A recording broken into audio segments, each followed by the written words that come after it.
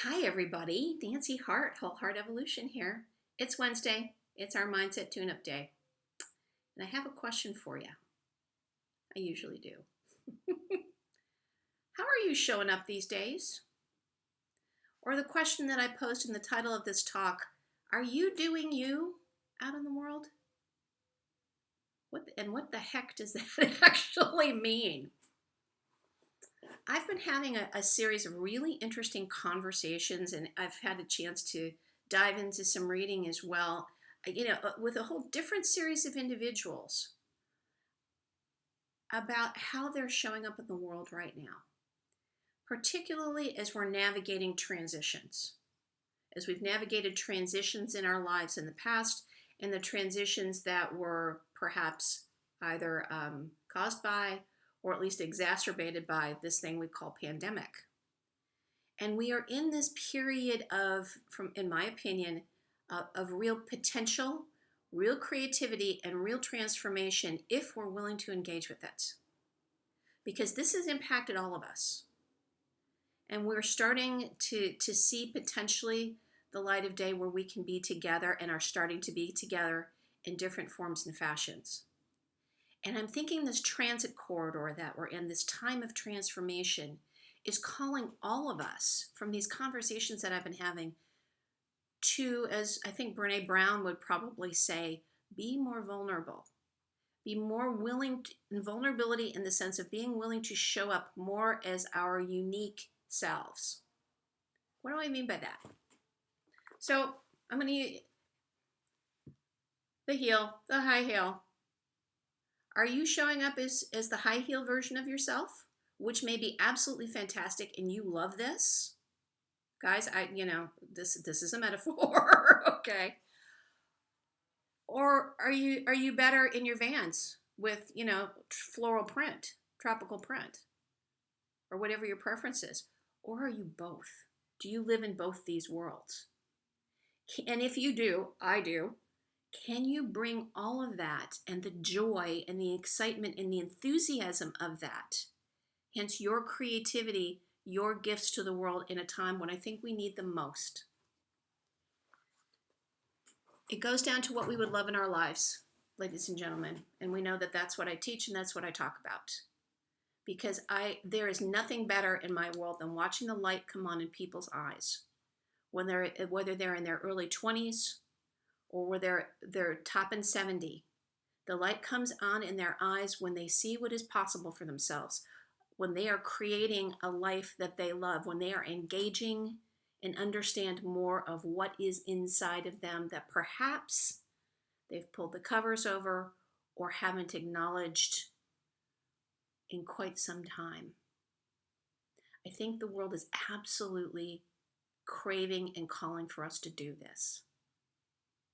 So the wonderful young women I was speaking with last night, in their 30s, give or take, and the other part of our group who are probably, north of 50, having a fascinating conversation.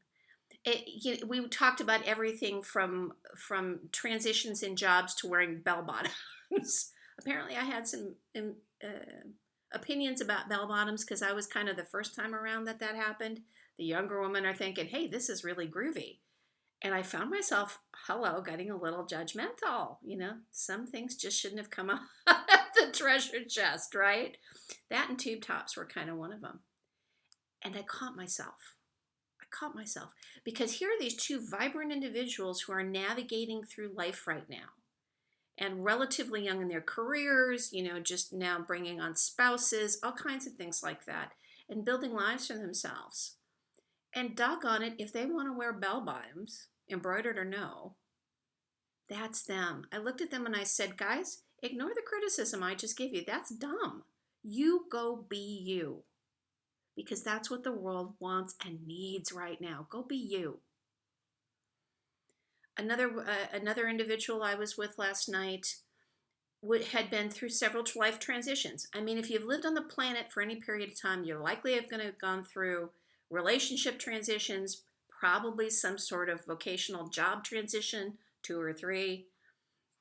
And it's really interesting. I noticed that this person was choosing, their family chose for her to be at home for about a 5 or 6 year period of time to raise their kids. They were able financially to make that choice. She stayed home. Now, she had had a badass career in corporate. And then as they were feeling more relaxed, that the children were more settled, she wanted to come back out, and she was looking for something for herself. And as she was introducing herself to me, and particularly the women in this group, and men, this is not exclusive either. You may be a stay-at-home dad, who knows? And I was watching the body language, and she kind of dipped her head and her voice got quieter. I was a stay-at-home mom for a while, and now I'm like, may I invite you to own that? May I invite you to own that? Because you made an absolutely courageous choice to take care of others. Dad, there may be stay-at-home dads who are watching this today. Same thing, guys. We have had transitions in our lives, and I believe we want to be proud of them. Proud of them. There's a coffee shop down the block from me, Well Grounded Coffee, who pride themselves. Their branding is, we offer great coffee and second chances. And the women who are the baristas there are being given job skills. They've just come out of prison. They're coming through a particular system. They're being reunited with their children. The group who's there, the main owners, and then those who are of us who are around them, we're looking to help them with education and resources and all this sort of thing. These courageous women, these young courageous women, are allowing themselves to be photographed, to learn skills to meet and greet with the public. They are on social media. They have been celebrated in the local paper yet again. And I'm standing there cheering, going, yeah, you guys. They are letting themselves be seen for who they are. And as they grow, they've come out of the prison system. They've done their time. And now they're looking for new ways to navigate through the world. Brava. Do you. Do the real you. The you that loves, the you that cares, the you that's intelligent, the you that creates. And then to those who are some of my older friends and clients, near and dear, oh my gosh, guys, throttle up. We need you badly. Go, go, go, go, go. Retirement doesn't mean for some what it meant perhaps for our parents, our grandparents, our great-grandparents. We're living longer. We're contributing more. Do we have facts, circumstances, and conditions with our bodies? Sometimes. But more than ever, your wisdom, you are a person of wisdom, is how I refer to those of us who are north of 50, particularly those north of 60, 70. I'm getting there, but I'm not quite there yet. I was surprised in a couple of conversations about, again, this is that transitional period, right? Where the voice goes down, the head goes down.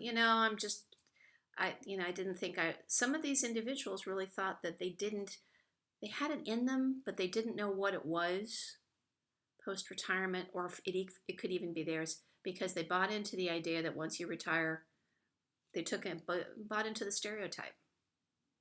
You are unique. You are creative. If you want to go out and build, let me give you an example. It was something I was reading the other day.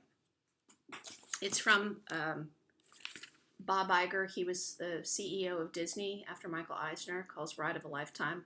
It's lessons on leadership, but it's also heavily autobiographical. And he's talking about the transition, one of the transitions at Disney, the animation studios, and really wanting somebody to put in somebody top-notch. This is after Pixar had come on, after Marvel had come on. And he writes about a gentleman called Alan Horn. And Alan Horn apparently was a highly placed executive at Warner Brothers. Mr. Iger says he was 68 at that point, and though he was responsible for several of the biggest films of the past decade, including the Harry Potter franchise, apparently Warner Brothers did not want to keep him on because they wanted somebody younger. Well, it just so happened that Bob Iger needed somebody to run the studios for him. and had been advised the gentleman he had in the position wasn't working. And here's what he approached Alan, and this is what he says. And it was high stakes for both of them, quite frankly. He says, Alan eventually agreed. In the summer of 2012, he came on as the head of Disney Studios. As I write this, he's now past 75, is as vital and astute as anyone in business. He's been successful on the job beyond all of my hopes. Of the nearly 24 Disney films that have earned more than $1 billion, with a B, people, at the box office, almost 3/4 of them were released under Alan's guidance. Now, if you're retired, am I saying go out and build another $1 billion company? No, if that's not what you want. But know what you want. Discover what you want. You have such value. You've got such wisdom. We need you. We lovingly desire you to do you. And if doing you means it's the best garden you have ever created, where you're feeding people and you're nourishing your soul with great and beautiful flowers, alongside you building a side business because you'd really like some additional income, and wouldn't that be cool? And oh, what does that look like? Or the minute you hit retirement from a major medical center, your nonprofit was all ready to go, and man, the day after your retirement, you throttled up, and it is picking up a pace that has almost doubled. And I can't wait to see what you do. Ladies and gentlemen, as we're transitioning, as we're in this corridor, as we're in this time of possibility, let's create the life that we love, that each of us love individually, and that we love together. And let's do us. Please, you do you. And as you choose to do that, I can't wait to celebrate you and see what gifts you bring to the world. So happy flip-flops, happy heels, happy tennis shoes, happy gardens, happy discovery. If you don't already know, happy discovery of you as you. Congratulations. And if you want some help, give me a call. All right, everybody. My joy, my pleasure to serve you tonight, and have a great week. Remember, do you, all versions of you, a little bit of vulnerability there, people, because that's where the real magic happens. Take care, everyone. Bye-bye for now.